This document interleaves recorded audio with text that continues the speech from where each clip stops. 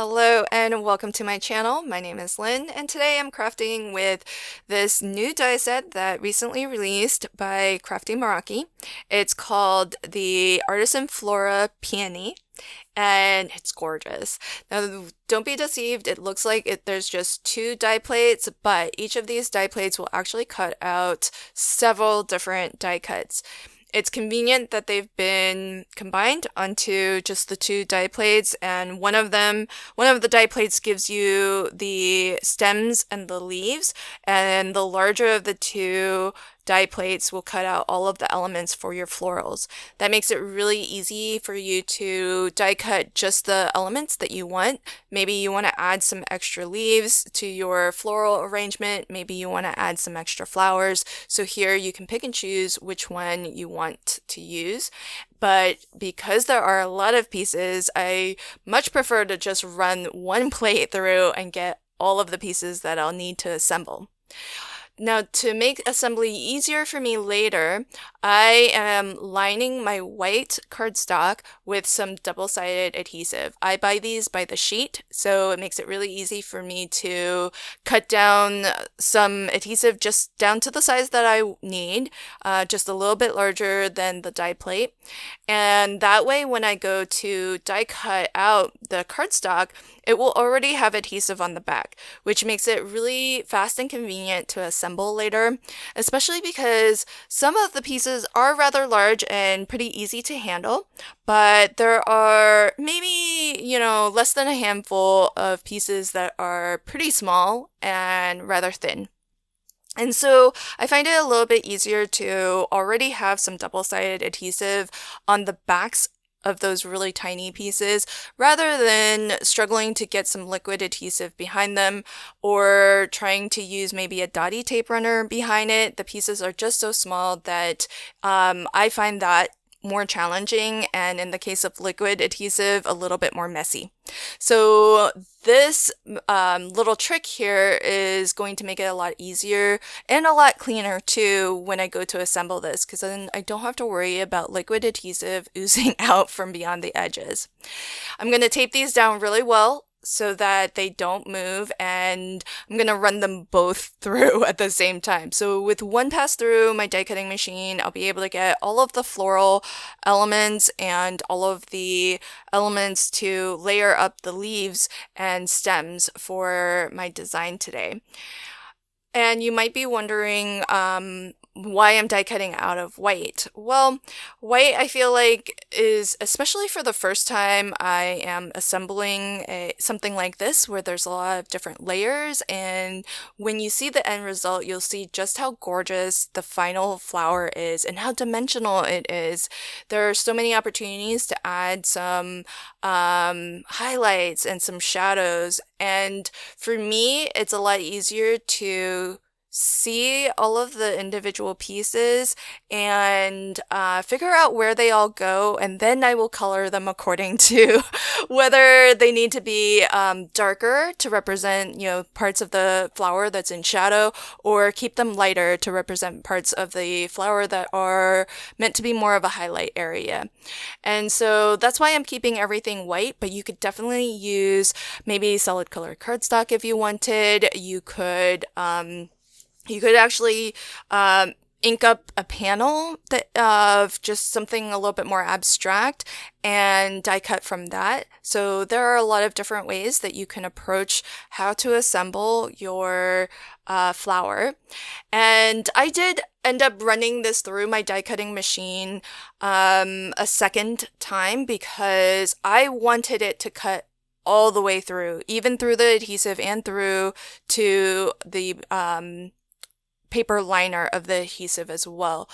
Sometimes if I was doing this and I planned on just using, say, my alcohol markers to color it, I would actually just leave it all stuck together. As long as it actually cut through the cardstock and the adhesive, that's fine. If it didn't make it through the paper liner all the way on the back side, then that's not too much of an issue, because then I can just peel these off as if they were sticker pieces. But that's a lot easier to do if you want to color with your alcohol markers, because then your page is still just a single sheet and it's easy to control where you color.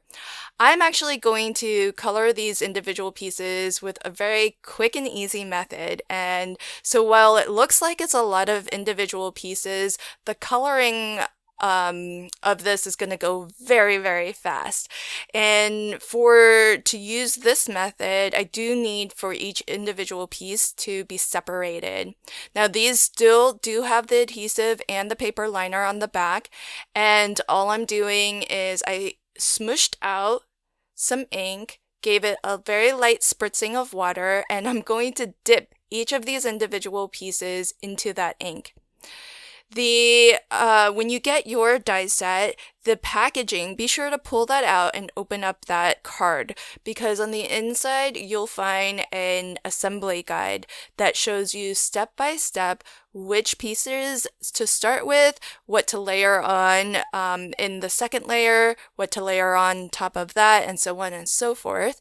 The guide is a diagram colored, so you can also see an example of, where your shadows should be, where your lighter pieces should be, where your darker pieces should be. And in general, we'll be stacking this so that the darkest colors are layered underneath, and then you build on top of that and you get to your lighter and lighter pieces.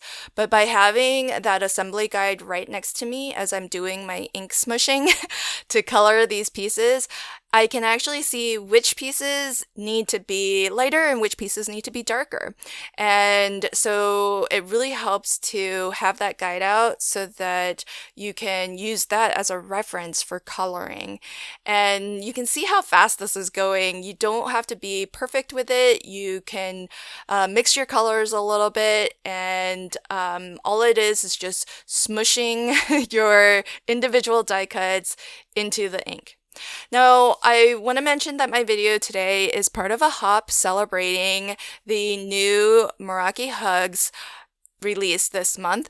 And to find all of the videos on this hop, all you have to do is expand the description box below. There'll be a single link to a playlist that is hosted on the Crafty Meraki YouTube channel.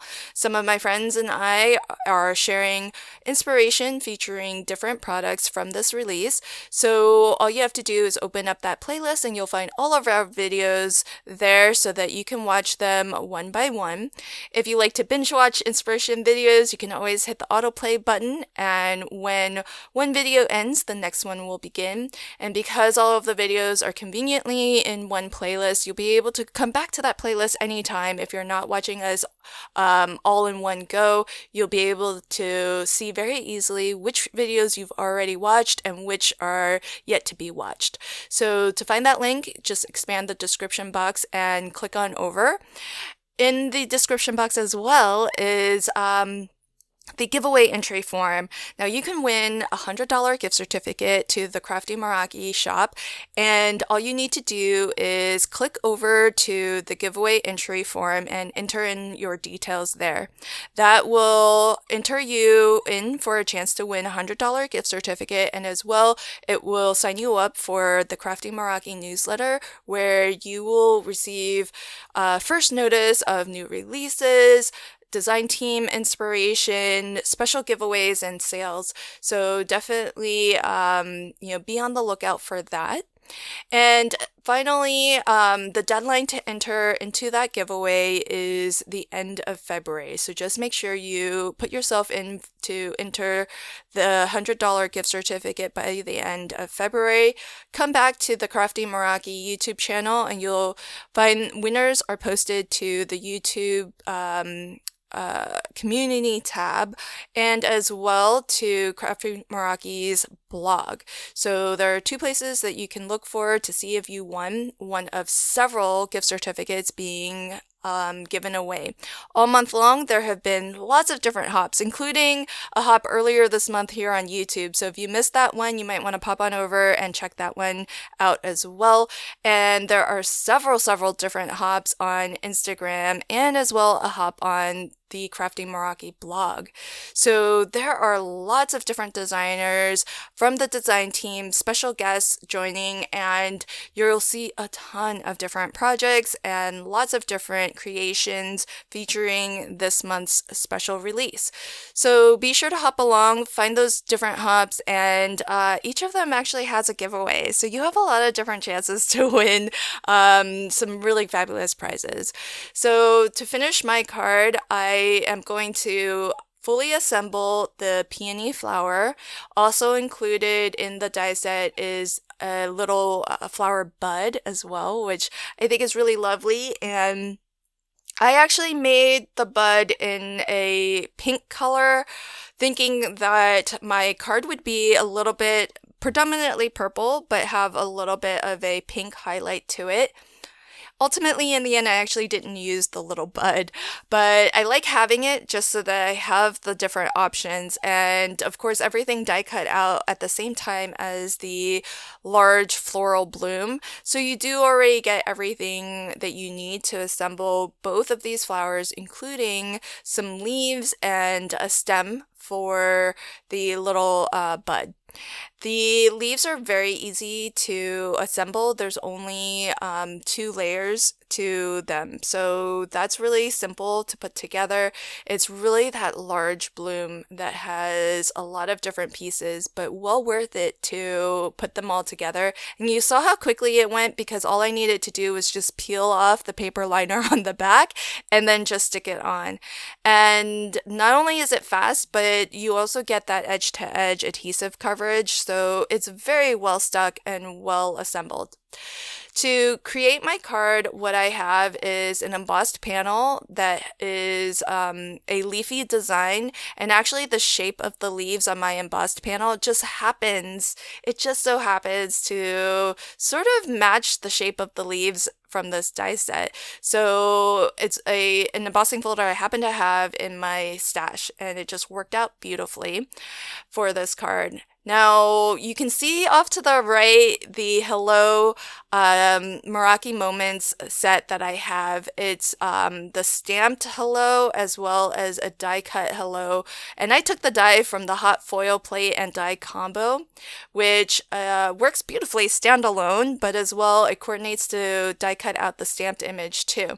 And originally that was going to be an additional hint of pink on my card, but I have put all of that to the side because I think I'm gonna stick with purples to really keep this card very clean and simple, and to let this gorgeous peony be the star as well as this very stylized hello. I just love the font, and I love that additional pearl at the end of the L. So lovely.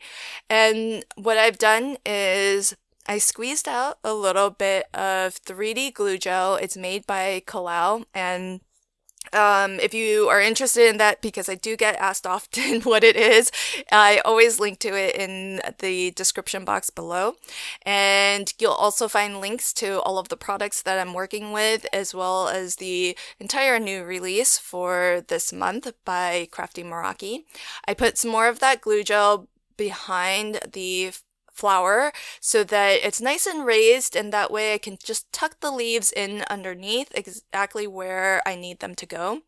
Don't forget that if you do what I did and you lined all of your pieces with paper liner, if you're going to use something like a 3D glue gel, you still need to peel off that liner.